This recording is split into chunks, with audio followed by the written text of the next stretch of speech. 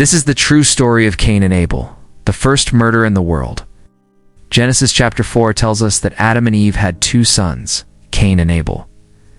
Now, we don't know exactly when this took place, but we do know that the birth of these two boys came after the creation of Eve's mother, the first woman ever. And if you want to hear that story, you should watch my previous video. But this is not that video. This is the story of Cain and Abel. Now, this story can be found in the Bible, of course, but similar stories also show up in other ancient texts. For example, in the Babylonian epic of Gilgamesh, there's a character named Enkidu who goes out to slay a wild man. But Enkidu is killed by the wild man, and then Enkidu comes back as a ghost to get revenge on his killer.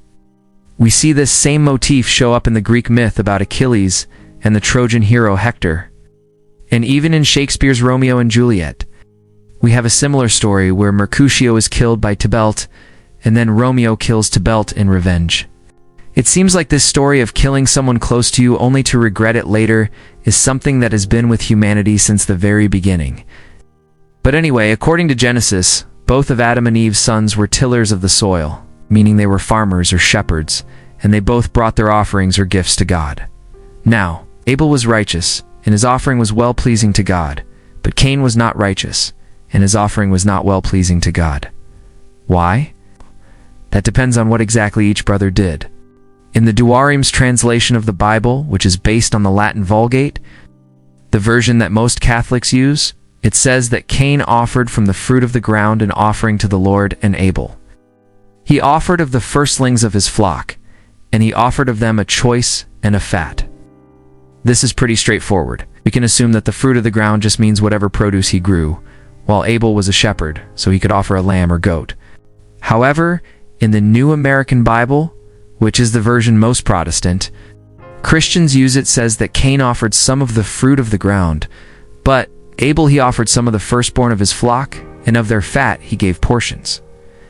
Notice the difference between the versions. In the Catholic Douarim's version, it says that Abel chose the best for his offering, while in the Protestant New American Bible it says that Abel offered the best.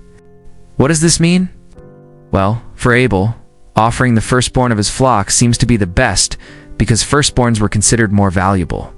In ancient cultures, firstborns got double portions of inheritance compared to other sons.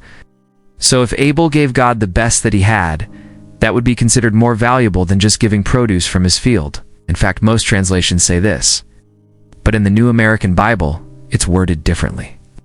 It says that Abel offered the firstborn, and of their fat he gave portions. Now, I don't know much about animal sacrifices, but I think the fattiest parts of the animal would be considered the best, because the fat would be used to burn as incense on the altar. And if you're going to give an animal to God, you might as well give the best cuts of meat. So Abel really gave God the best of what he had, whereas it's not explicitly said that Cain offered the best of what he had. He just offered some fruit from his fields. And what God said next makes it sound like he preferred Abel's offering. It says, "And the Lord had respect unto Abel and to his offering. But unto Cain and his offering he had not respect." So why did God prefer Abel's gift? Well, one reason could be that Abel simply gave God a better gift. After all, the best parts of an animal would probably smell and taste better than any vegetable you could grow. But another reason could be that Abel was a righteous man while his brother wasn't. The Bible tells us this directly in Hebrews chapter 11, verse 4. It says, "By faith Abel offered unto God a more excellent sacrifice than Cain, through which he obtained witness that he was righteous, God accepting him and his gifts." So the author of Hebrews clearly states that Abel was righteous, and that he offered a more excellent sacrifice than Cain. But what exactly made Abel righteous?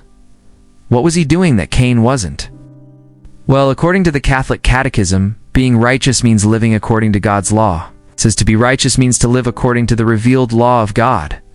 To be righteous is thus to respond to the divine law and obedience rendered possible by divine grace and attested by the Holy Spirit. In other words, if you want to be righteous, you have to follow God's laws.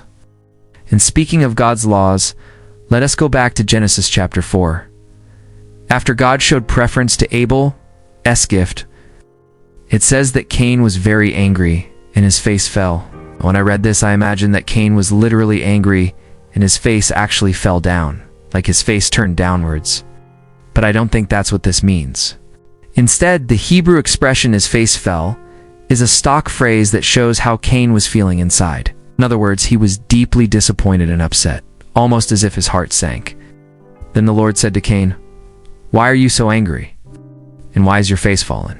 Now, the way this is worded in the New American Bible is really interesting. It says, "Why are you so angry? Why is your face fallen? If you do right, will you not be accepted? And if you do not do right, sin is lurking at the door. Its desire is for you, but you must master it." This passage raises a lot of questions. Like, what do you mean, if you do right, will you not be accepted?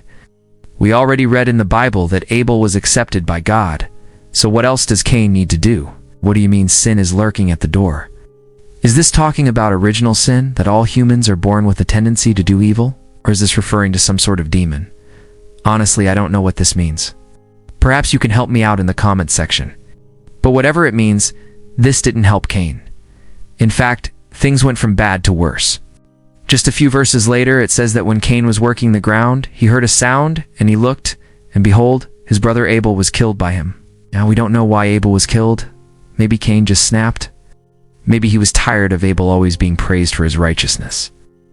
Or maybe it was because of what God said earlier, that sin is lurking at the door. Whatever the reason, Cain killed Abel, and he killed him over something small. And sure, Abel may have been better at sacrificing animals, but that's all. There's no reason to kill over having a better sacrifice. So this makes me think that Cain was jealous. He was so angry that Abel was better at this than him, that he decided to kill his own brother. After this, the Lord asked Cain, "What have you done? The voice of your brother's blood cries out to me from the ground."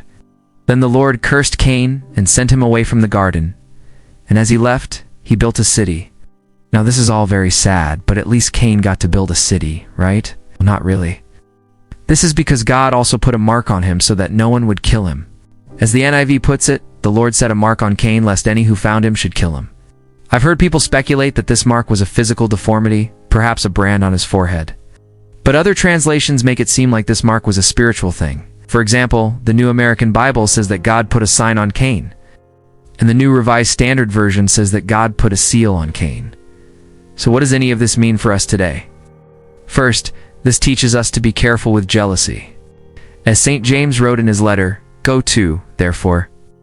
Envying and strife are diabolical and belong to the wicked, who do not part well with good things when they are told of them." Second, this teaches us to accept criticism.